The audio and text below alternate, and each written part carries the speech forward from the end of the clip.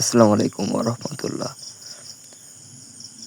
আজকে চলে আসছি ভাটাতে। আমাদের গোয়াল ঘরে কিছু ইট প্রয়োজন ছিল।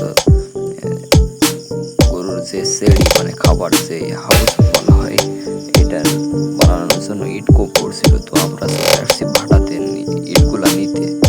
তো 250 ইটের মতন কম পড়ছিল। আবদুল্লাহ আমি আর ইমরুল ভাই চলে আসছি। তো ভাটায় যেহেতু লোক ছিল না, সেহেতু আমরাই নিজেরা নিয়েছি বেছে বেছে সুন্দর গোলা।